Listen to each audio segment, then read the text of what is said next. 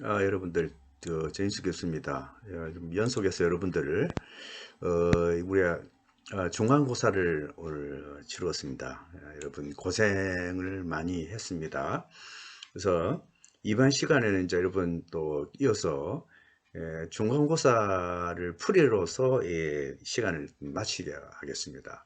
여러분 좀 힘들었죠? 좀 양이 좀 많은 것 같습니다. 많은 것 같는데 그렇게 하시고 여러분들 그 변별력 때문에 제가 이렇게 구분을 했는데 많이 좀 이해를 하시기 바랍니다. 자, 첫 번째 환경 오염 네 가지 특성을 상세하게 기술하시오가 되어 있죠. 그렇죠? 그 다음에 습지에 대하여 서술하세요. 세 번째는 생태계에 대하여 구체적으로 논하시오. 이 생태계 쪽이 상당히 어려워요. 이게 어려운데 여러분 좀 이해를 충분히 좀 해주시기 바랍니다. 자, 우리 환경오염 특성 네 가지가 있죠. 뭡니까? 물론 무슨 환경 문제는 이런 네 가지가 있죠. 상호 관련성, 강력성, 시차성, 자정작용이 있죠. 물론 환경 문제는 그 별개의 문제의 그 단순한 그 어떤 집합체가 아니죠. 각 문제들 간에 그 매우 다양하고 그 다음에 서로 간에 서로 엉켜있는 복잡한 상태를 이루고 있다는 사실을 여러분 기초로 알고 있죠. 그래서 그 네 가지를 중에서 여러분 첫 번째 상호 관련성이 좀 있죠.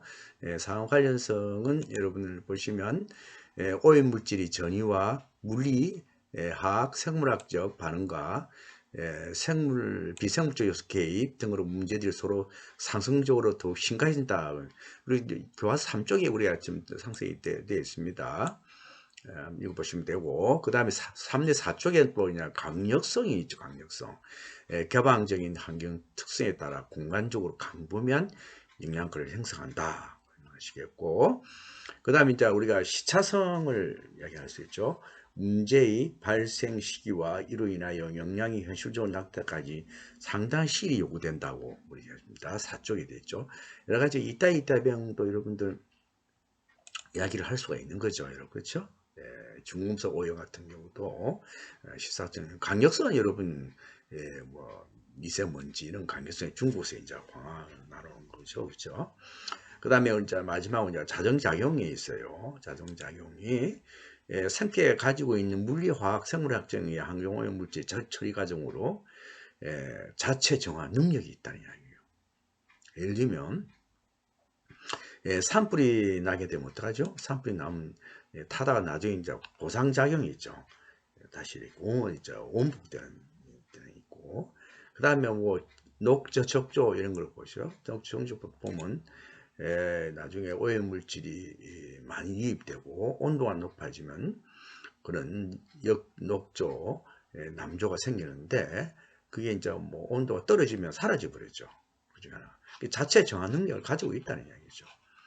이게 우리가 이제 첫 번째 문제에 대한 답입니다. 이걸 다 적으셔야 돼요.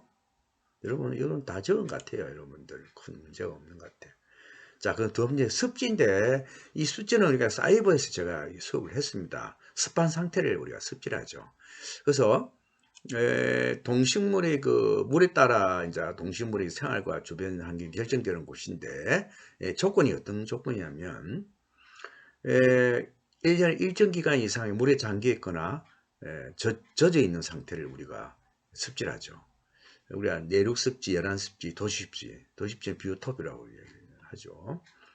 그래서 그런 특정 여러 가지 특징이 있죠. 육지와 물이 이어지는 생태적 환경 특성 높은 총 다양성이 있고, 그 다음에 수생식물, 절지동물, 양서로 파충 등의 먹이 사슬이 잘 형성되어 있대요. 서로 먹고 못 키우는 상태가 되어 있죠.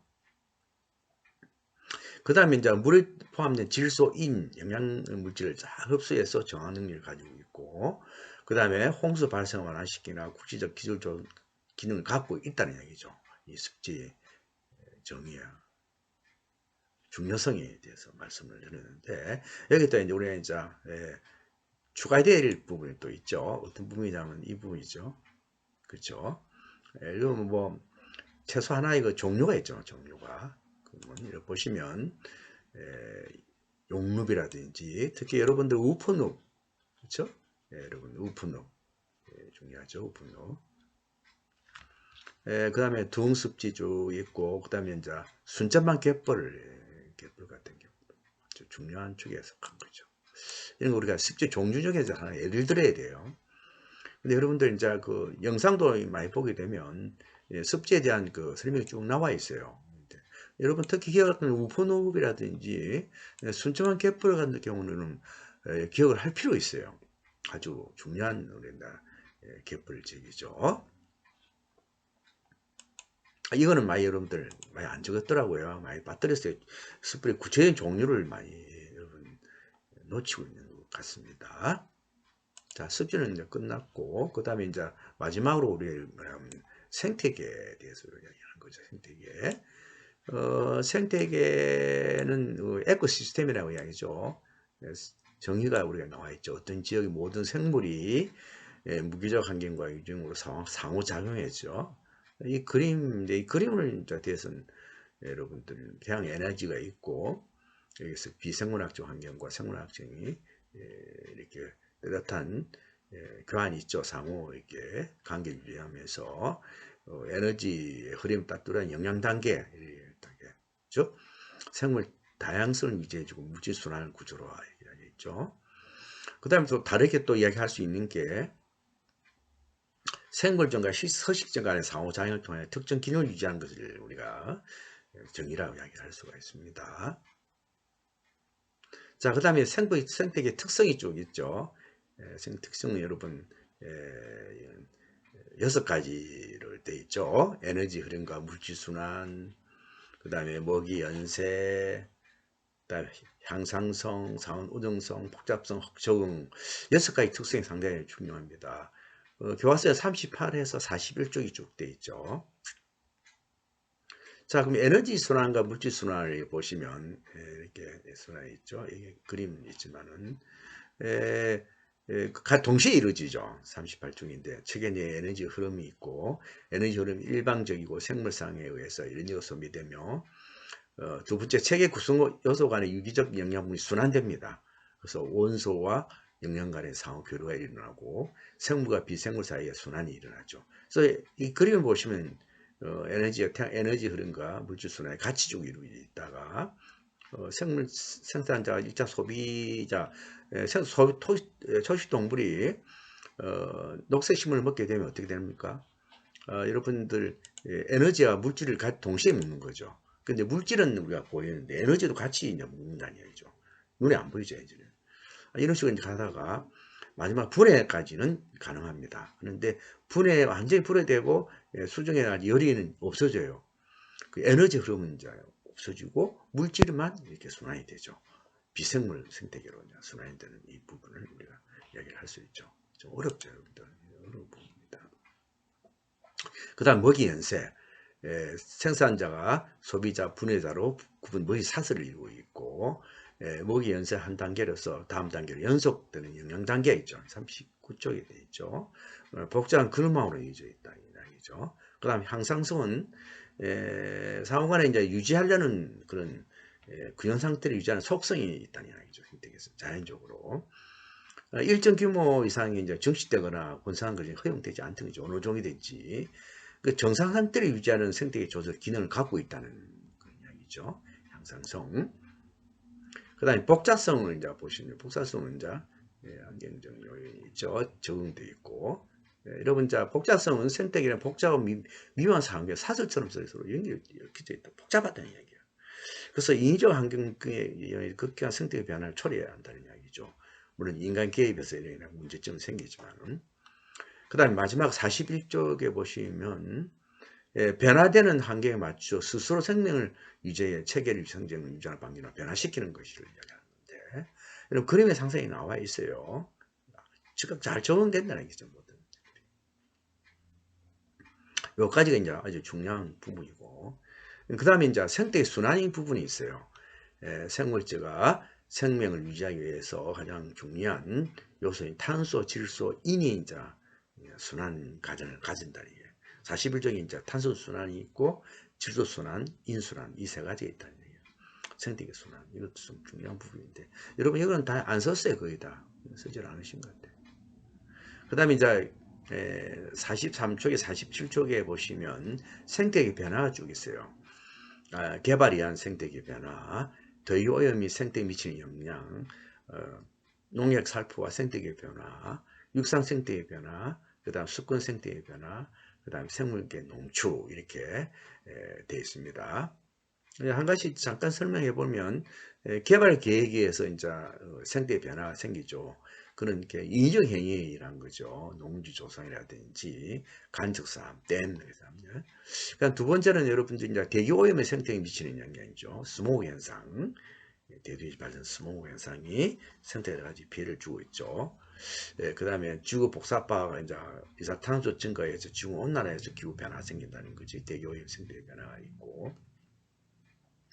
그 다음에 이제 여러분들 이제 농약 생태계, 농약에 의해서 이제 생태계 있는 거죠. 살포 생태 변화 45.이죠. 인차 이체 오염되죠. 농약이. 특히 유기염색의 살충제에 의한 피해가 있다는 이야기죠. 그 다음에 우리가 이제 육상 생태계 변화는 온실임 기후적 극상이 보존되지 않다는 얘기죠. 식생 파괴로 이제 야생동물 감소와 멸종을 초래한다는 이야기죠. 자, 그럼 생태계 농축이 있어요. 수권 생태계 변화가 먼저 있죠. 수권 생태계 변화는 수질 오염으로 부영양화 녹점이 적정 현상이 일어난다는 이야기고, 그 다음에 냉각수, 중금수 함유, 가성 배수가 이제 수생생물에 영향을 미치고, 자, 마지막으로 이제 생태계 생물의 농축이 47쪽에 있는데 오염된 물질이나 토양에는 사는 생물들이 먹이 사슬에서 일어나죠. 특히 지렁이가 이제 흙 속에 있는 잔용량을 체제를 고농도 농축을 일으켜서 지렁이 먹이를 하는 어류와 조류가 크다는 피해가 있다는 이야기죠. 이렇게 6가지를 나눌 수가 있습니다. 여러분 지금까지 제가 이렇게 설명을 쭉 했는데 여러분들 이제 일반적으로 많이 이게 하진 않았어요. 여러분 자 생태계 변화라든지 순환 그거는 여러분들 잘 하지를 않았어요. 그래서 요까지는 많이 한 것 같아요. 복사성, 적응까지는, 특성까지는 하는데 등을 제가 붙였어요. 등 붙인 이유가 여러분 변별을 두게 했는데 생태계 순환, 그죠? 생태계 변화 이 부분 여러분들 점수 좀 깎이죠. 깎이는데 뭐 거의 쓰지를 못했어요. 이렇게 이해를 충분하시고 자 이번 시간에는 이렇게 제가 문제풀이를 했는데 이번은 사이버 이러면 꼭 들으십니다. 출첵 꼭 하셔야 돼요. 그래서 저렇게 특별한 문제를 내지는 않았으니까 들어서 출석을 바랍니다. 자기가 뭘 썼는지 어디에서 점수 깎인지 대충 아시겠죠? 대충 아시니까 큰 영향을 미치지 않아요. 여러분 중간고사 크질 않으니까 여러분 다들 잘 쓰신 것 같아요. 그리고 수고하셨고 다음 주는 우리가 하지 않습니다. 수업을 하지 않고 그 다음 주부터 1조가 이제 시작이 됩니다. 발표 1조가 시작되니까 1조, 2조, 3조, 4조, 8번째 8주차죠. 8주차가 여러분들 날짜가 언제냐면요. 날짜가 10월 25일부터예요. 18일은 대청이기 때문에 이제 우리가 양보를 해야 되고 그 다음에 우리 25일부터 이제 제 1팀이 시작이 됩니다. 1조가 시작되니까 준비하시고 2조도 준비하시고 PPT 20분에서 25분 사이라고 이야기를 분명히 말씀을 드렸습니다. 두 조가 두 팀이 나와서 발표를 하고 약 45분 정도 하시고 제가 5분 동안 제가 코멘트하고 수업을 이제 끝나고 그에 대한 이제 사이버는 또 제가 요약 정리를 또 합니다. 그때는 여러분들 문제를 두 정도 문제를 내니까 그에 대한 답장을 쓰셔야 돼요. 그래서 꼭 들으시기 바랍니다. 하여튼 뭐 중간고사까지 여러분들 수고 많이 했어요. 그래서 다음 주에 다시 여러분들을 반갑게 맞이하도록 하겠습니다. 수고하십니다. 감사합니다.